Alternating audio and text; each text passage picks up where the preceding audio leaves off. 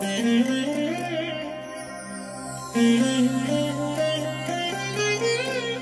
దినం పరము నుండి దిగివచ్చు మాట. ఇది నీ జీవితానికి వెలుగుల బాట. నీ ఒడిలో ఉంచబడిన దీవెనల మూట, అద్భుతాల ఆనంద ఊట.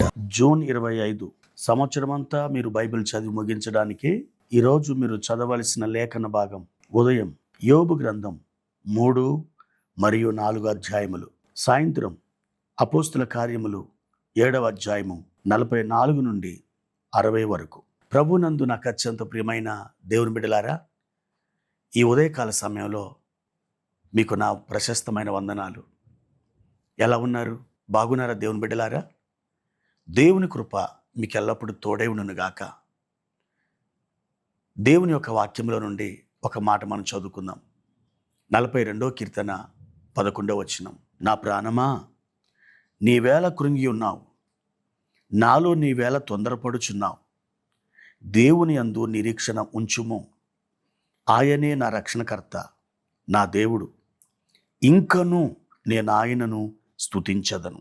ప్రియమైన దేవుని బిడ్డలారా, ఈ కీర్తన రచించిన కోరవ కుమారులు ఇలా చెప్తున్నారు.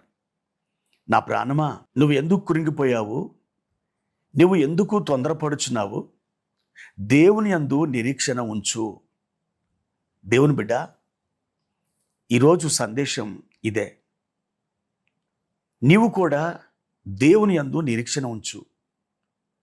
నిరీక్షణ ఇదొక్కటే మనిషిని బతికిస్తుంది.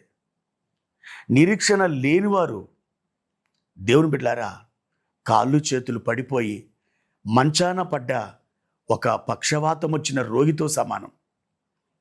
నిరీక్షణ ఉన్నవాడు ఆశతో ఎదురు చూస్తాడు. అతని ముఖంలో నవ్వుంటుంది. ఒక జీవకళ ఉండడానికి కారణం అతనిలో ఉన్న నిరీక్షణయే. దేవుడు అంటున్నాడు, నా బిడ్డ, నీవు కూడా నిరీక్షణ ఉంచు. నీ నిరీక్షణ నేను సఫలం చేస్తాను. నేను నీకు తోడై ఉండి నీకు మేలు చేస్తాను. ఎన్నడూ కూడా నేను చెయ్యి విడవను. నా కృప నీకు తోడుగా ఉంచుతానని ఆయన వాగ్దానం చేస్తున్నాడు. పరిశుద్ధ గ్రంథంలో అనేక మంది భక్తులు దేవుని కొరకు నిరీక్షణతో ఎదురు చూశారు.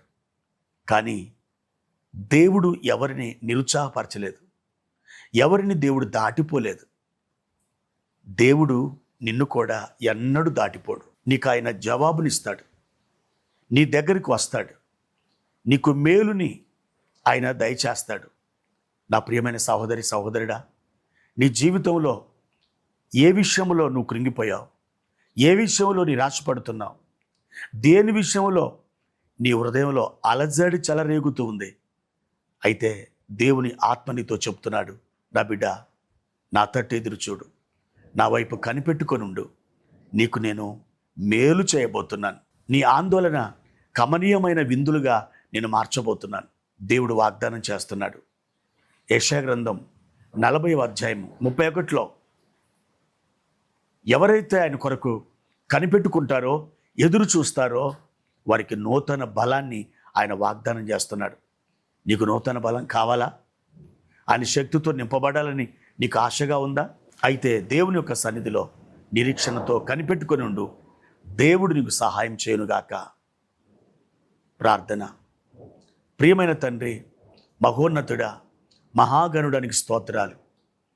ఈ ఉదయకాల సమయంలో ప్రభువా, మీ యందు మాత్రమే మేము నిరీక్షణ ఉంచుచున్నాం.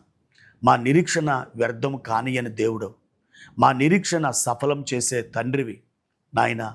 మీ వైపు కనిపెట్టుకొని ఉన్నాం తండ్రి. నాయన, కృప చూపించండి.